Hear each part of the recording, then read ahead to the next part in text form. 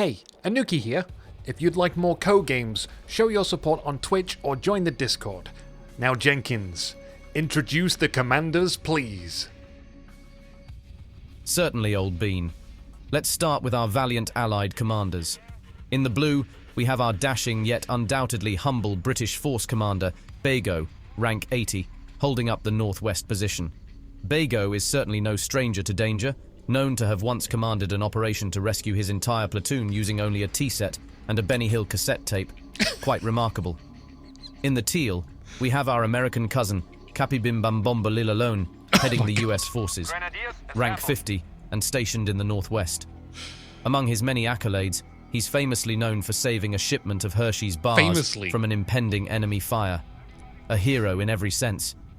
However, we have our match cut out with the Axis commanders lurking on the other side. In the imposing red, we have Stormjager, rank 232, leading the Wehrmacht troops. Word has it, he once misplaced a whole batch of sausages, causing significant delay to our breakfast in the trenches. Purple is not a particularly menacing colour, but don't be fooled.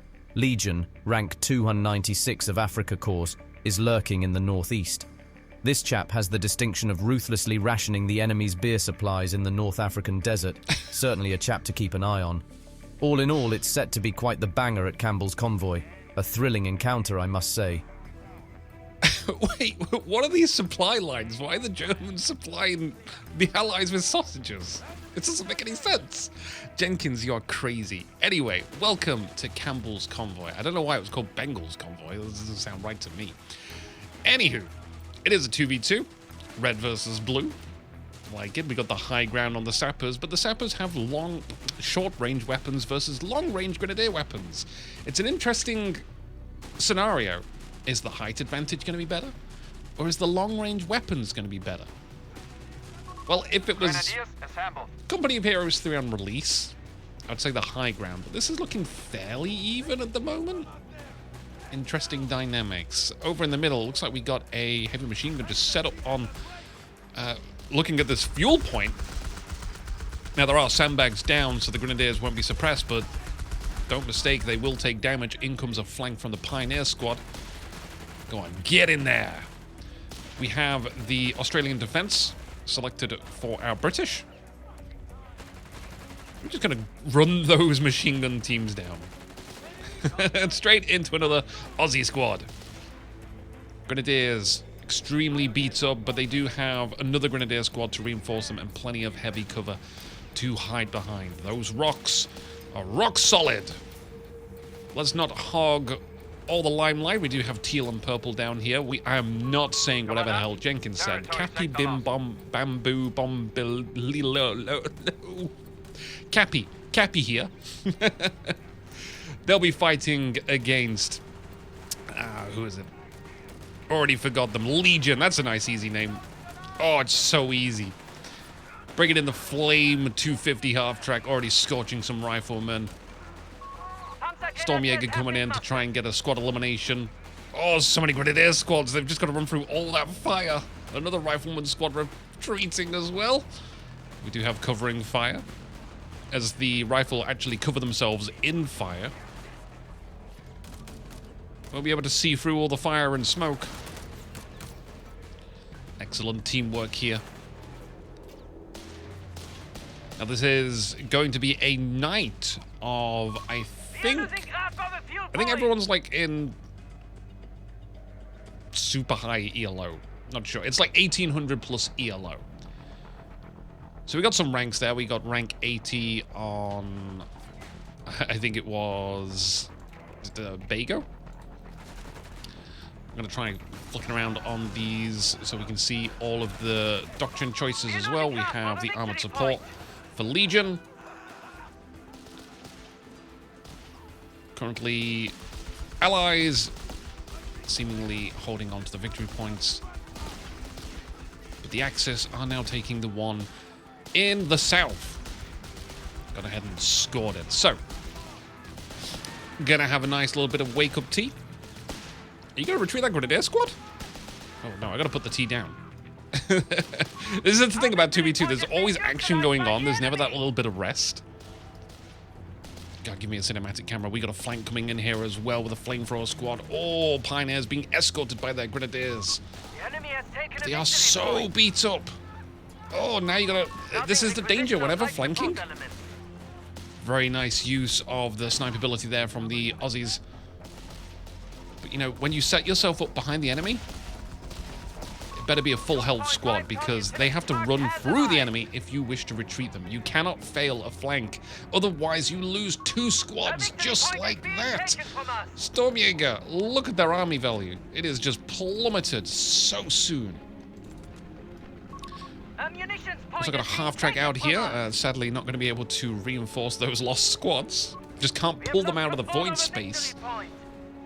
Bit of a retreat here as Cappy holds on to the ruins. In fact, I wonder, Jenkins, can you tell us a little bit about this map, Campbell's Convoy? Territory sectors are isolated.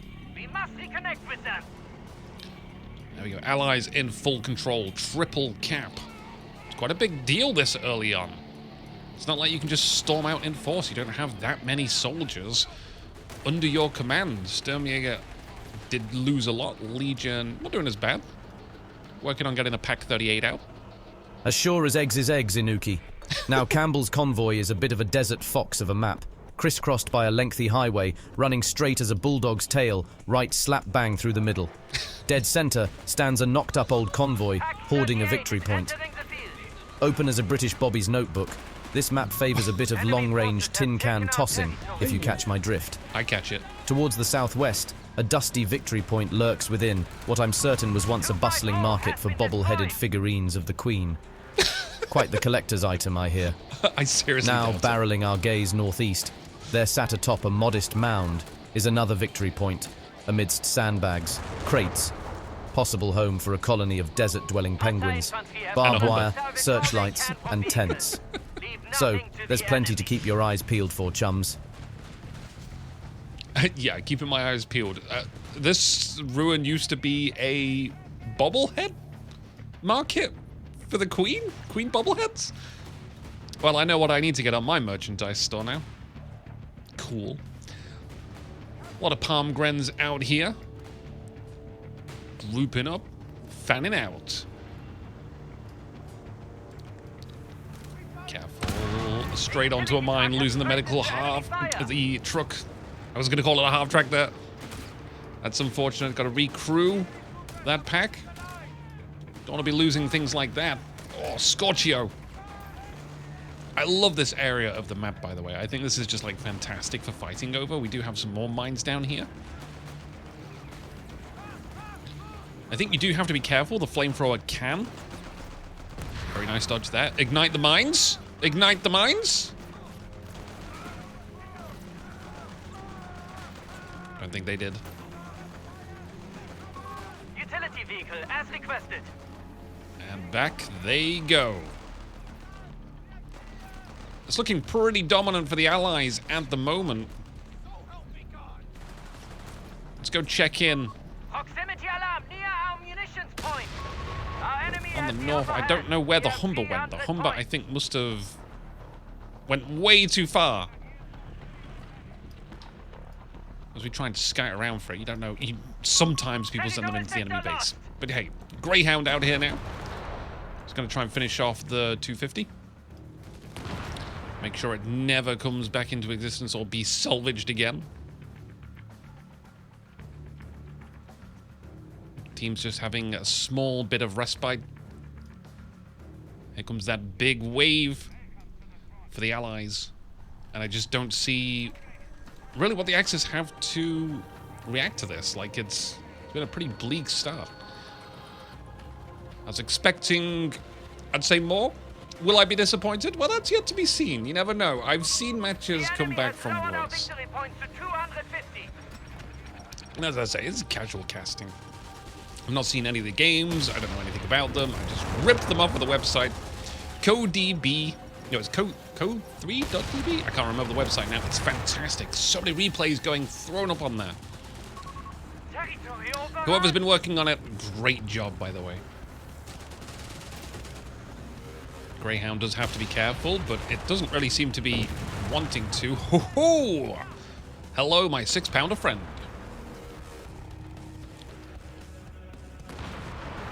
Greyhound just trying to pick off around the edges. Does score a hit from the pack.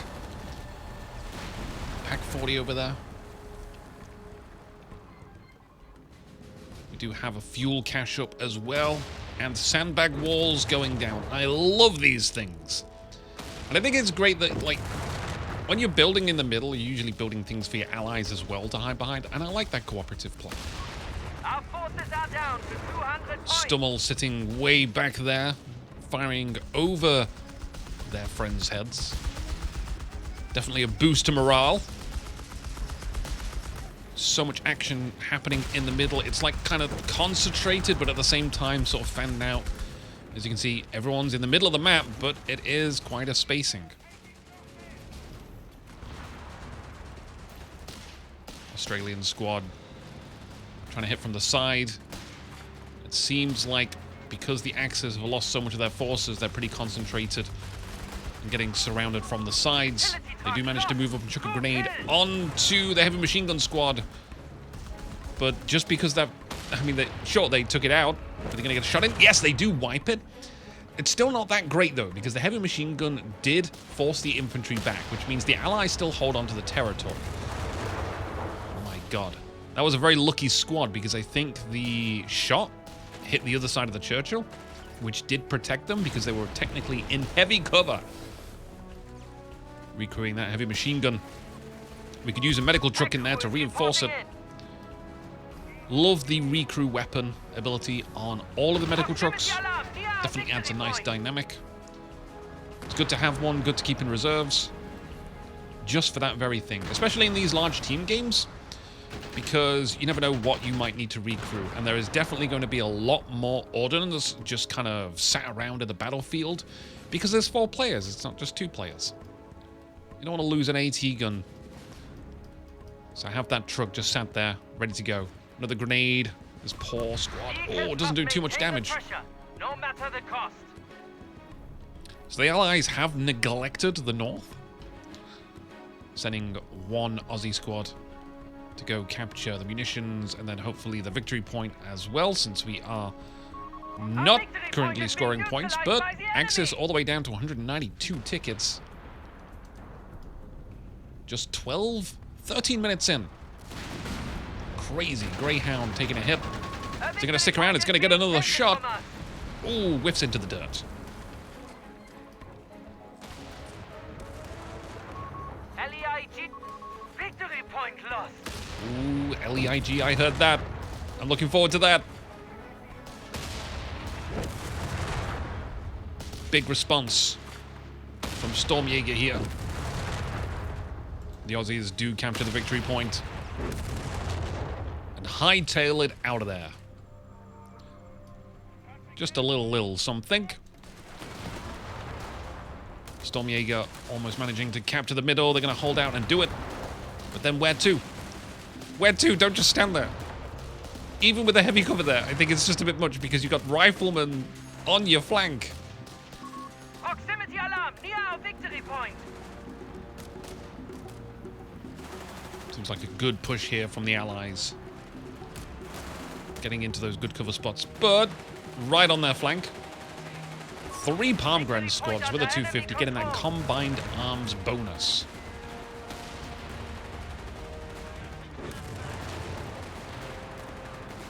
Would be worth trying to scatter these out. You never know what dangers lurk overhead. You're going to stay tuned in on the action. There is action in the bottom as well. Unfortunately, Vivi, my co-caster, isn't around because we could do like the duo capture thing and have eyes on all of the battlefield, which is really awesome to do. But it's like 10 o'clock in the morning. She sleeps until like 3 a.m. At 3 p.m. Can the Axis force them back here? We got mortars as well. Hell of a defensive line. Look at this. It's a lot to try and just walk up and take this victory point. I always believe mortars are extremely handy in all game modes. But I think when it comes to team games, because there's a lot more bodies on the field, just having one mortar sort of around a victory point or something, stepping on a mine over here, you get a lot of value out of a mortar. And it should be relatively safe to keep on the field and firing. Not to mention in team games that people always bring heavy machine guns. Hey, we got a Panzer III out here now as well, getting the MG34 upgrade on the top. So if you're playing team games, I'd highly recommend just trying to get a mortar into your build somehow. And focus on trying to keep it alive and safe. Greyhound playing it very, very dangerously. Oh, that was a long-range hit. Swerving the shot. Enemy forces have captured We've got a Matilda out here as well. Matilda versus Panzer III. We'll see how that goes. We got some Panzer Pioneers riding on the tank as well. I always love this. This is very cool. What a great feature to have. Definitely makes the game more cinematic. And I always love that cinematic experience. Ho ho ho! Welcome aboard, Sherman. Look at the big gun on that one. It's going to be, I think, kind of tricky for that Panzer III now. Oh, we do spot the mines. Disabled, disabled, thanks to the Panzer Pioneers riding on the tank and scouting ahead. Very cool, very cool. I like that Legion. Then hey-ho, upgun Sherman. It's going to ruin your night. The chase is on. And you know what? The Panzer III's done all right. Lose the Panzer Pioneers, though. That was the real focus. That was the real threat, the Panzer Pioneers. We got some aircraft coming in. Oh, strafe! Not the greatest of hits, though, sadly. Does pin the squad. There's that Humber from earlier. That's what happened to it. Let's check back down here. I think this is where a whole bunk of the fighting is going in. Grenades away on the pack crew, but they do manage to... Well, one of them manages to keep their life, which is something. Small victories. Greyhound doing great, providing supporting fire for the riflemen, which I don't think can stick around for too much longer. They do manage to get the palm grenades to retreat. There's that infantry support weapon. And congratulations to Cappy. They managed to hold on to that western front. It might seem like the southern front, but you got to bear in mind where the compass is pointing. That's why Jenkins gets a little confused sometimes. Nice smokes here. Isn't it annoying when you're trying to repair a tank and the crew's just driving away? Come back! I'm trying to help. Harass the target area. We have 75 points remaining. Only 75 points, as you heard, for the Axis. They've got a long way to go. 458 tickets. But you got to admire... Oh my god. Oh, this could be big. It's an 88 sat down in the middle, and there's so much open ground to cover. Fantastic weapon to have. But is it going to be able to stay there? Big emplacement weapons like that usually don't survive long against, I would say, a competent Allied player. So many ways that you can take it down. But for now, it is going to hold some of the armored vehicles of the Allied forces at bay. We do have a lot of infantry as well, right in front of that. Flare going up. I think they might spot that if the flare was shot in the direction I think it was shot in. Frontline Panzer. Our victory point is being neutralized by the enemy. Here we go. It's going to collide. The Shermans just phasing through each other. I like that people split their infantry up, but people don't split their tanks up. One of the problems that I see with not splitting your tanks up, by the way, is that your enemy's tanks, they don't have to have too much turning. Commandant, the enemy holds all victory points. Like, if you... If you have 75 points, as you heard, for the Axis, they've got a long way to go. 458 tickets. But you got to admire... Oh my god. Oh, this could be big. you know, very much like infantry, if you came at this tank at 2 angles, like the left and right, obviously if you don't want it to, but if it does kill one of your tanks, it has to turn all the way around. But on top of that, you're getting some flanking shots in as well. You're also making it kind of hard for your enemy to make a decision. They have to like divide their attention and figure out which tank to go for. And it also buys time for you to retreat one tank or the other. You can try and like poke in, get one tank's attention, and then go out, whilst the other tank moves in and then fires a shot. Oh, there we go, it's over. Hey, Vivi here. I edit and upload the videos here on Ironcast. If you want to see Inuki cast more, then like the video, leave a comment, subscribe, come along to the Discord, do anything to let them know. Inuki would love to cast more if you'd like to see more.